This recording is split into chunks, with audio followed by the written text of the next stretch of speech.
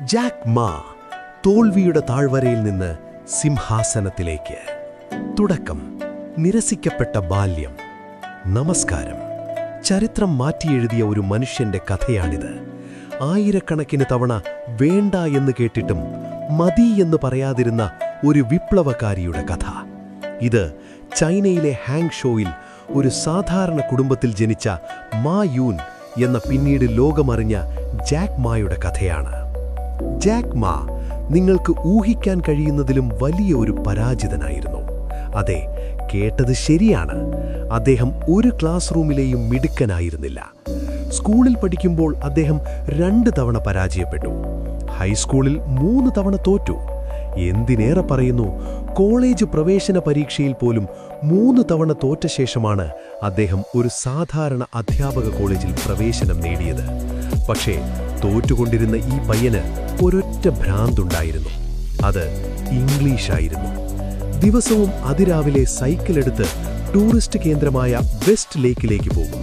അവിടെ വിദേശ ടൂറിസ്റ്റുകൾക്ക് സൗജന്യമായി ഗൈഡായി നിന്നു. അവർക്ക് ചൈന കാണിച്ചു കൊടുത്തു. അവർക്ക് വേണ്ടി സംസാരിച്ചു. ഒരു നല്ല വിദ്യാർത്ഥിയായിരുന്നില്ലെങ്കിൽ പോലും സ്വയം പഠിച്ച് അദ്ദേഹം ഇംഗ്ലീഷ് ഭാഷയിൽ പ്രാവീണ്യം നേടി. തന്നെ പരിചയപ്പെട്ട ഒരു വിദേശ സുഹൃത്തിൽ നിന്നാണ് അദ്ദേഹം ജാക്ക് എന്ന ഓമന പേര് സ്വീകരിക്കുന്നത്. പക്ഷേ പഠനം കഴിഞ്ഞതോടെ ജീവിതത്തിലെ ഏറ്റവും വലിയ വെല്ലുവിളി അദ്ദേഹത്തെ കാത്തിരുന്നു. ഭാഗം 2. തിരസ്കരണങ്ങളുടെ താഴ്വര. വിവിധ ജോലികൾക്കായി അദ്ദേഹം അപേക്ഷിച്ചു. 30-ലധികം കമ്പനികൾ. എവിടെയും അദ്ദേഹത്തിന് വാതിൽ തുറന്നില്ല. നിങ്ങളൊരു തൊഴിൽദാതാവായിരുന്നെങ്കിൽ ജാക്ക് മായെ ജോലിക്കെടുക്കുമായിരുന്നു.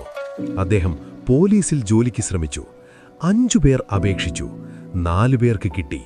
തള്ളപ്പെട്ട ഒരേ ഒരാൾ, അത് ജാക്ക് മാ ആയിരുന്നു. അദ്ദേഹം ഹാർവാർഡ് യൂണിവേഴ്സിറ്റിയിൽ പ്രവേശനം നേടാൻ ശ്രമിച്ചു. 10 തവണ അപേക്ഷിച്ചു.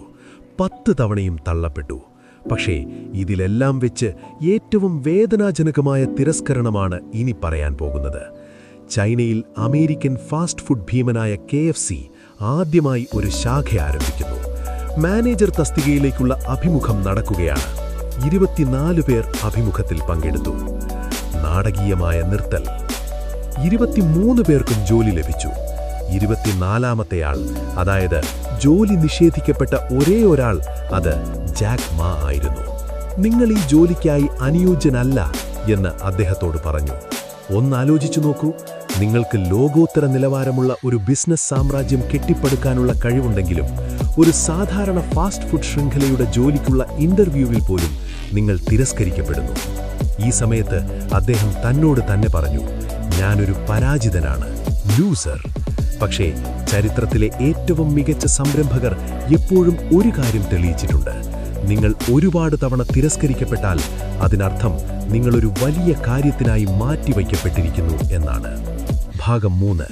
അലിബാബയുടെ പിറവി. 1995-ലാണ് ആ വഴിത്തിരിവുണ്ടാകുന്നത്. ജാക്ക് മാ അമേരിക്ക സന്ദർശിക്കുന്നു.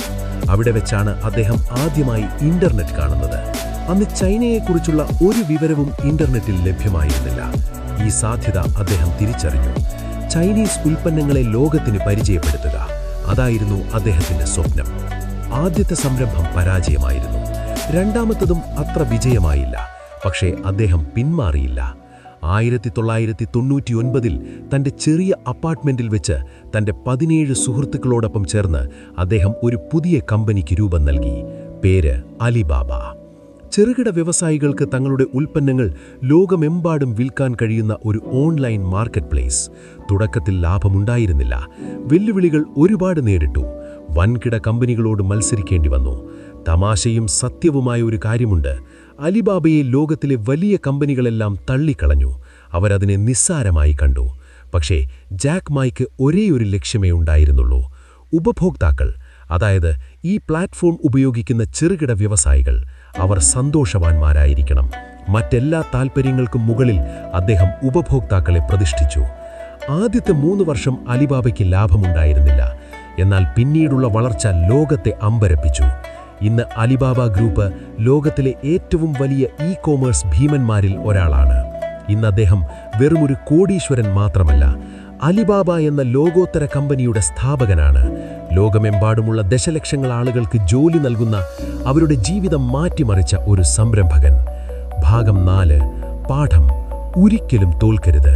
KFC ഇന്റർവ്യൂവിൽ തള്ളപ്പെട്ട ആ മനുഷ്യൻ, ഹാർവാർഡ് 10 തവണ നിഷേധിച്ച ആ വിദ്യാർത്ഥി, ഇന്ന് ലോകത്തിലെ ഏറ്റവും ശക്തനായ പലരിലും ഒരാളായി മാറിയിരിക്കുന്നു.